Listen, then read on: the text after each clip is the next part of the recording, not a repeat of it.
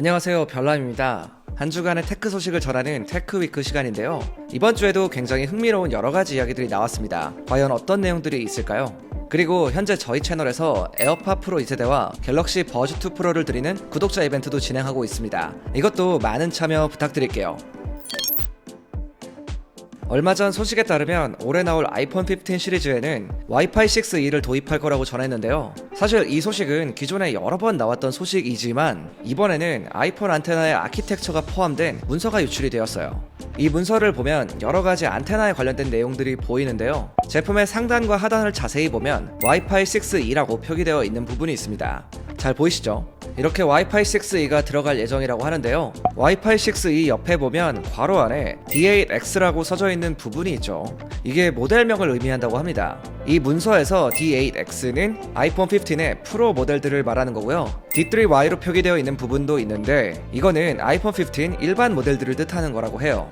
안테나 5, 6번의 그래프를 보면 와이파이 6E D8X only라고 나와있죠. 그래서 다시 정리를 해보면 와이파이 6E는 아이폰 15 프로 라인업, 즉 프로 모델과 프로 맥스에만 들어가게 된다는 소리입니다. 반면 아이폰 15 기본형과 플러스 모델에는 기존과 동일하게 와이파이 6를 사용하게 될 거라고 합니다. 칩셋과 램 등등 여러 부분에서 일반과 프로 모델이 차이가 있긴 했는데 이번 아이폰 15에서는 와이파이에서도 차이가 생기게 되는 거예요.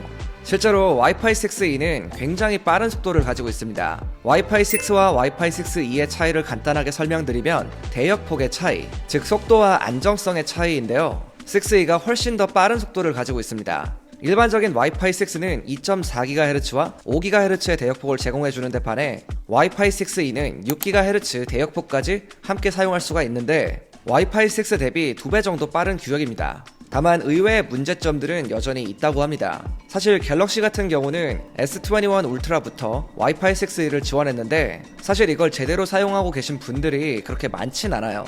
현재 이 와이파이 대역을 사용하기 위해서는 와이파이 6E 라우터와 이 속도를 지원하는 기기, 이 두 가지를 모두 다 가지고 있어야 되는데요. 일단 공유기의 가격이 정말 비쌉니다.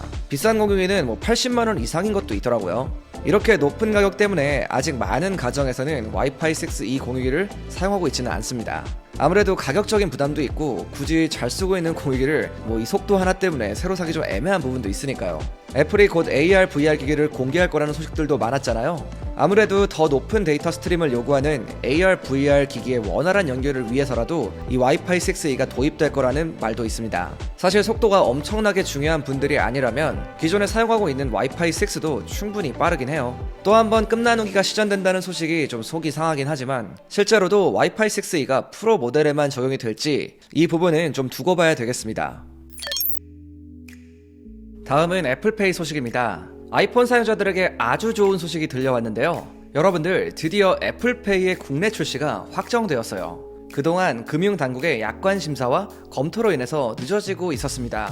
계속된 딜레이로 인해서 혹시 일부러 허용을 안 해주는 거 아니냐 이런 의혹도 있었죠. 그런데 지난 3일 금융당국이 애플페이의 국내 사용을 허용하기로 했다고 밝혔습니다.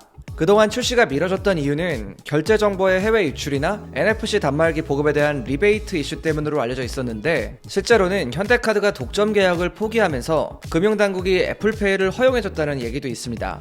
이제는 다른 카드사들도 애플페이를 다 사용할 수 있게 된 거죠. 원래 애플페이는 현대카드로만 등록할 수 있다고 알려져 있었는데요. 이제는 이게 완전 바뀌어버린 겁니다. 애플페이를 처음부터 준비했던 현대카드가 조금 배가 아플 수는 있겠네요. 어쨌든 가장 중요한 건 애플페이의 런칭 시기인데요. 현재 업계에서는 다음 달 초부터 애플페이를 사용할 수 있을 것으로 보고 있습니다. 우선적으로 NFC 단말기가 설치된 곳에서 서비스가 시작될 예정인데 편의점이나 백화점, 스타벅스, 그리고 마트 이런 곳에서 사용할 수 있게 됩니다. 현재 NFC 단말기의 보급률은 10% 안팎으로 알려져 있는데요. 아무래도 젊은 층들이 아이폰을 많이 사용하기 때문에 NFC 단말기 사용이 빠르게 늘어날 것으로 예상되고 있습니다. 그리고 이렇게 되면서 NFC 기술을 이용한 새로운 서비스도 좀 더 빠르게 도입될 것으로 전망됩니다. 사실 저는 12월 달에 이미 현대카드를 발급받아서 기다리고 있었거든요. 아무튼 정말 오래 기다렸는데 이제는 드디어 애플페이를 쓸 수 있는 날이 멀지 않은 것 같습니다. 편의점이나 마트, 스타벅스 같은 곳에 자주 가기도 하고 또 바로 사용할 수도 있기 때문에 저한테는 굉장히 유용할 것 같은데 관련 소식이 또 나오면 이건 바로바로 업데이트를 해드릴게요. 애플에서 폴더블 제품을 출시한다는 소식이 사실 이번이 처음은 아닌데요.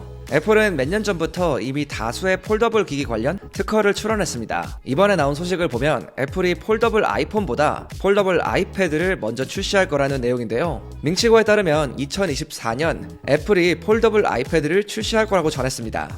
저희가 지난번 영상에서도 애플이 준비 중인 폴더블 제품들에 대해서 알려드렸는데요. 그중 폴더블 아이패드라고 알려드린 제품이 있었잖아요. 아마도 그 제품이 되지 않을까 생각됩니다.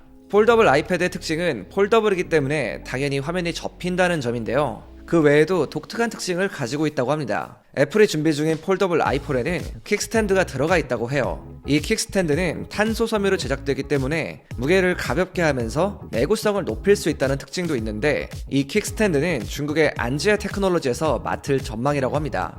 사실 그동안 업계에서는 폴더블 아이폰보다는 접히는 폴더블 아이패드가 먼저 나오게 될 가능성이 높다고 보고 있었는데요. 다만 이번 밍치고의 전망은 다른 분석가들의 전망보다는 조금 더 앞선 시기입니다. 디스플레이 분석가 로스영은 2024년에 나올 폴더블 아이패드에 대해서는 전해 들은 바가 없다고 밝히기도 했는데요. 로스영은 2026년에 폴더블 스크린을 탑재한 애플 제품이 나올 거라고 전망하기도 했습니다. 어쨌든 밍치고도 2024년 언제쯤인지에 대한 구체적인 언급이나 사양은 공개하지 않았는데, 지금까지 나온 여러 소식들을 종합해보면 우선 아주 큰 대화면이 들어갈 것으로 예상되고 있습니다. 그 이유는 만약에 접었을 때 아이폰 크기 정도 되고 펼쳤을 때 아이패드 크기 정도 된다면 폴더블 아이패드라기보다는 폴더블 아이폰으로 설명될 가능성이 좀 더 높기 때문입니다. 이런 애매한 포지션은 좀 피할 것 같고요. 현재 12.9인치 아이패드 크기보다 좀 더 큰 화면이 들어가야 폴더블 아이패드를 펼쳤을 때 특별한 무언가를 좀 기대할 수 있어 보입니다.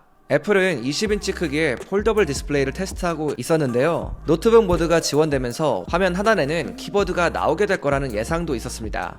그리고 올해 아이패드의 출하량은 전년 대비 10%에서 15% 정도 감소할 거라는 전망도 나왔는데요. 내년에 나오는 이 폴더블 아이패드가 출하량도 늘리고 제품 구성에도 도움을 주는 긍정적인 영향이 있을 걸로 예상하고 있습니다. 앞으로 9개월에서 1년 정도는 새로운 아이패드 출시가 없을 수도 있다고 하는데요. 아이패드 미니도 올해보다는 내년에 새로운 7세대 모델의 출시 가능성이 높다고 전했습니다. 애플이 폴더블 아이폰보다 아이패드를 먼저 출시하는 건 몇 가지 이유가 있다는데요. 일단 가장 큰 이유로는 가격이라고 합니다. 폴더블 아이폰의 경우 기존 아이폰보다 높은 가격이 예상되고 있는데요. 예상 가격은 $2,500 이상으로 전망되고 있습니다. 한국에 나올 경우는 300만원을 훨씬 더 웃도는 가격이 될 수도 있어요. 그리고 폴더블 아이폰에서 만약에 결함이 나오게 되면 정말 엄청나게 큰 이슈를 번질 수도 있기 때문에 애플이 굳이 그런 모험을 할 필요가 없다는 게 업계의 분석이라고 합니다. 삼성의 경우도 지금은 폴더블 폰을 정말 잘 만들지만 처음에는 갤럭시 폴드가 나왔을 때 결함이 발견되면서 출시가 지연된 적도 있죠.